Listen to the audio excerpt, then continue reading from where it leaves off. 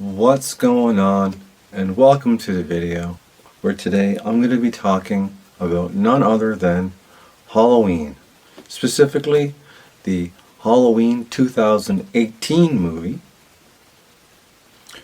which happens to be one of my favorite movies in the Halloween franchise.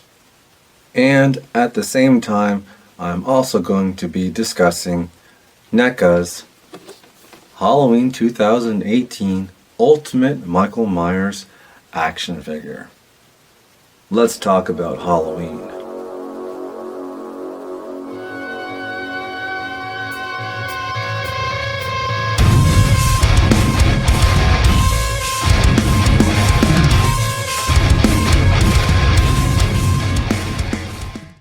Halloween 2018 is a direct sequel to the 1978 movie. In this movie, Michael Myers has spent the last 40 years in the Smith's Grove Psychiatric Hospital. The movie cleverly starts out with two true crime podcasters who go to Smith's Grove to visit Michael Myers. I personally thought that this was an interesting way to introduce us to Michael, having been 40 years in passing. He is right now a 60-something-year-old man.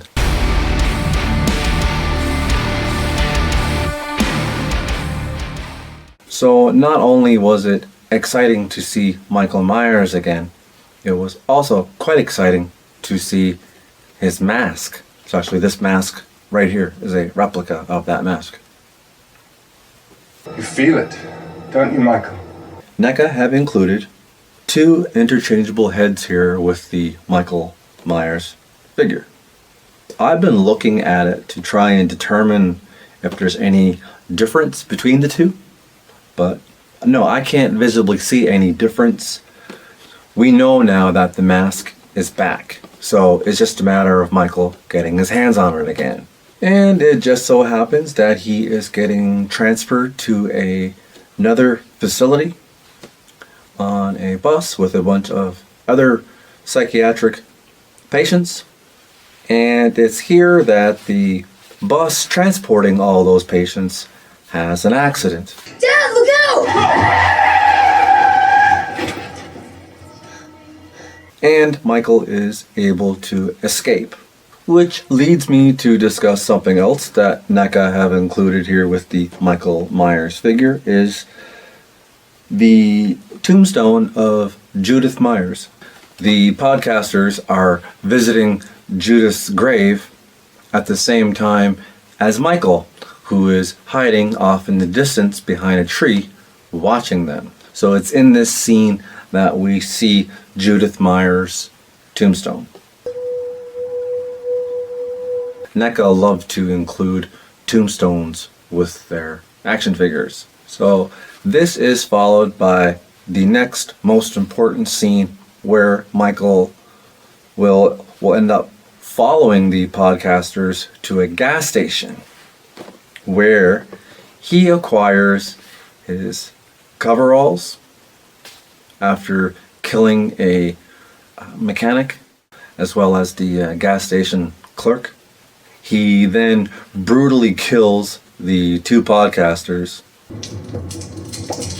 which is how he ends up getting his hands on, once again, the infamous Michael Myers mask.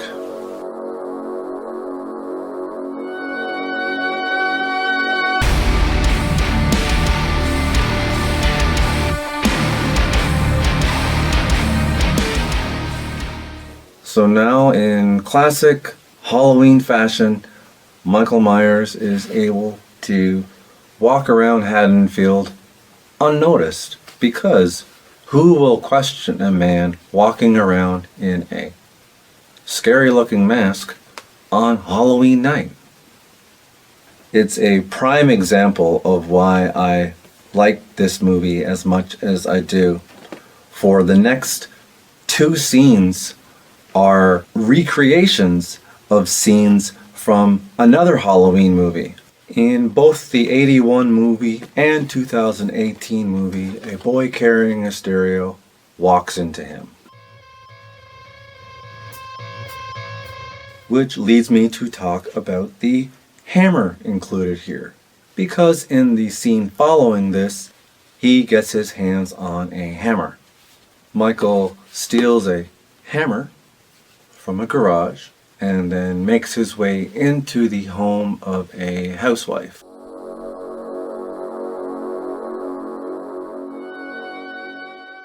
So once again, we are greeted with yet another recreated scene where the housewife here reminds us of Mrs. Elrod from the Halloween 2 movie. She is wearing a robe, she's making a sandwich. Very much like Mrs. Elrod in Halloween 2. It's here that Michael kills her off screen with the hammer. NECA are only correct to have added the hammer here. It's here that we see Michael trade off the hammer for a kitchen knife, which is probably his most recognizable weapon. Anyway, as I mentioned, right there are two examples of recreated scenes that pay homage to the first two Halloween movies. This movie is full of scenes like those. Here's a quick montage of some scenes that I put together to represent how they paid homage.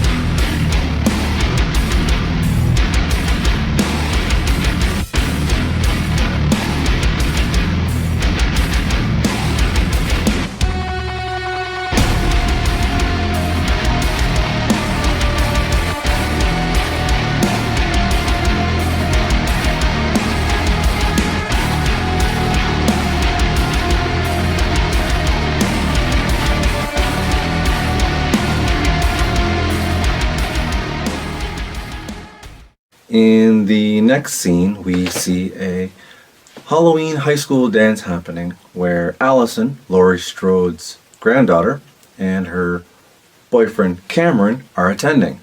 And amongst the crowd, there is a lot of Zagoni Studios masks, including this mask right here. We see this mask.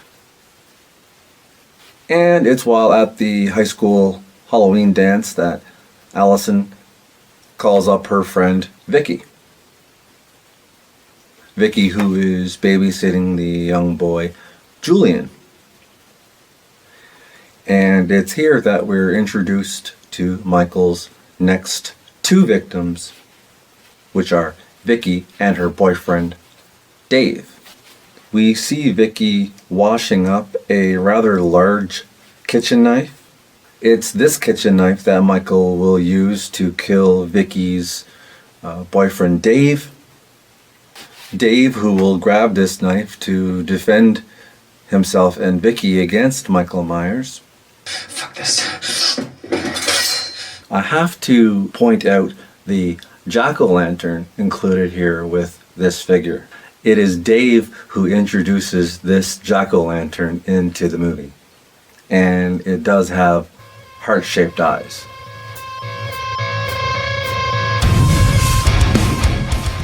It will eventually be placed in a fish tank beside Vicky's lifeless body, having been put there off-screen by Michael. And back to the Halloween high school party. Allison has left the party with Cameron's friend Oscar. Oscar, who becomes Michael's next victim. Oscar is stabbed in the back by Michael. It's at the same time that Oscar is trying to climb over a fence, and so what ends up happening is he gets impaled on the fence post. And it's here in this scene that Allison sees Michael for the first time. And this scene is accompanied by probably my favorite soundtrack of the movie. A track that was created by bowing a guitar. And it's this moment in the movie that actually made me want to go out and buy the soundtrack to this movie. So Allison manages to run away and get help. It's here that Deputy Hawkins and Michael's new psychiatrist, Dr. Sartain, Dr. Loomis's replacement, are now together out looking for Michael, along with Allison as well. What follows is what I believe is the last time that we see Michael with that kitchen knife. So it's when Deputy Hawkins runs into Michael with his vehicle that Michael ends up dropping the knife.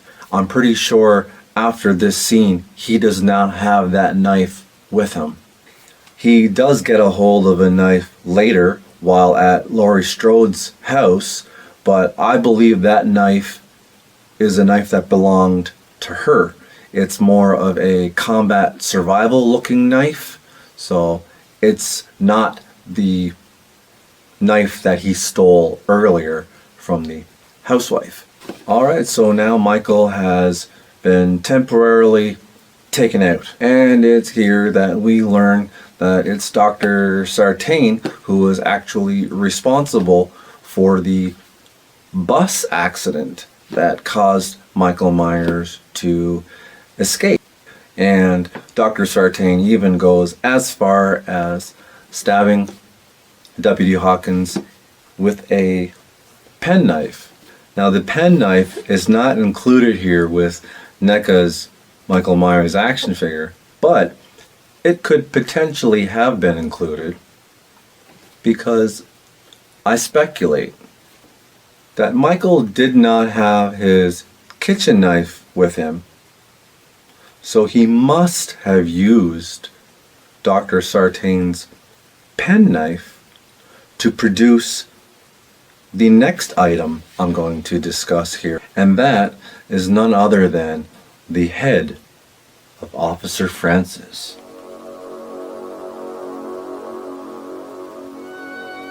NECA have included the head here of Officer Francis, who was played by makeup effects designer Christopher Nelson. So Officer Francis and his partner that night both become Michael's next victims.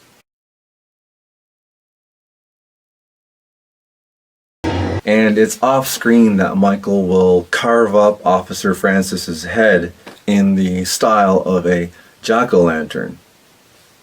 My theory is that he used Dr. Sartain's penknife here to quickly perform this procedure and also kill Officer Francis's partner by stabbing him in the head.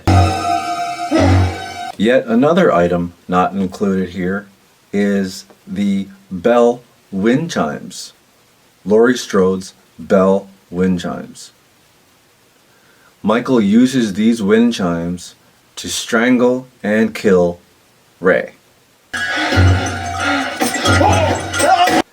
And I think NECA could have easily included those chimes here with their figure. And now I'll mention the interchangeable hands that come with the figure. There are a total of 4 of them. No doubt specific hands are capable of holding certain weapons, like the knife or the hammer. But the one hand is Michael's left hand that has had the two fingers blown off. Because in an altercation with Lori, she has a shotgun, she's been waiting. Michael punches through the door and he grabs her.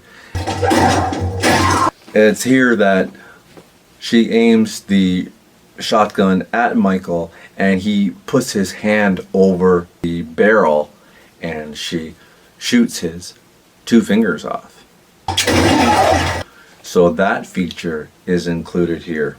So this is followed up with scenes of Michael getting into Lori's house, Lori searching for him throughout the house, Michael discovering the room in the basement. All these things occur.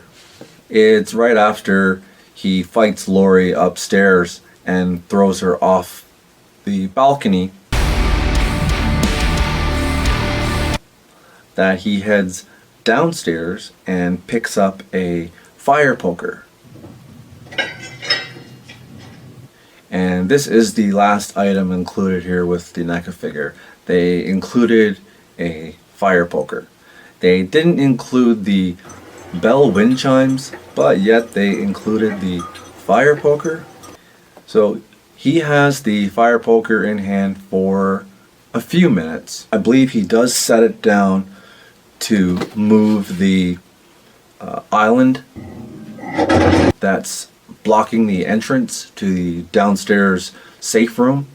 So he does set it down temporarily, I think, to maneuver and move this island.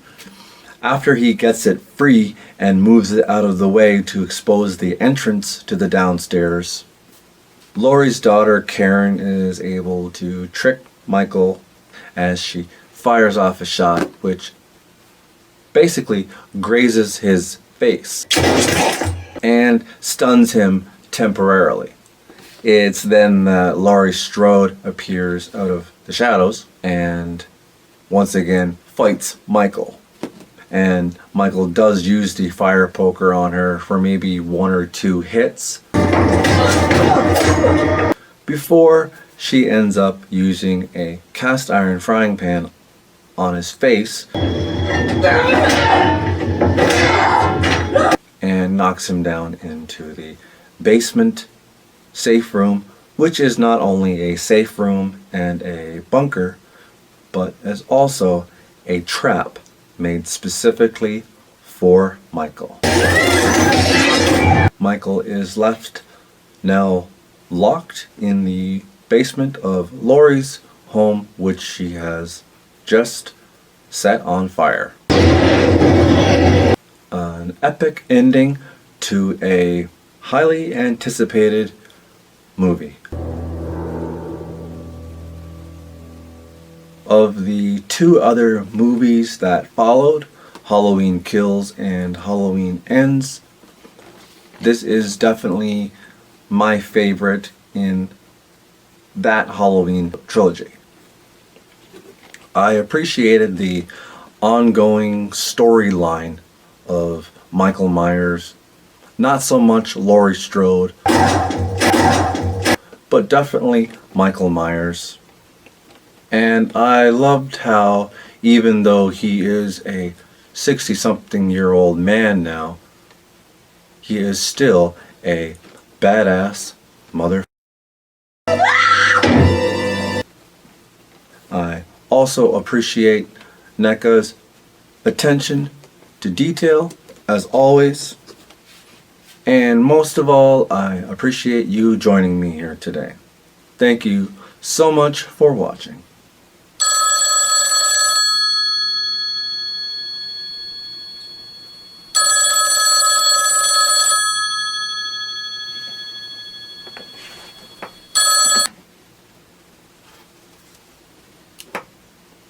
Hello? Hello?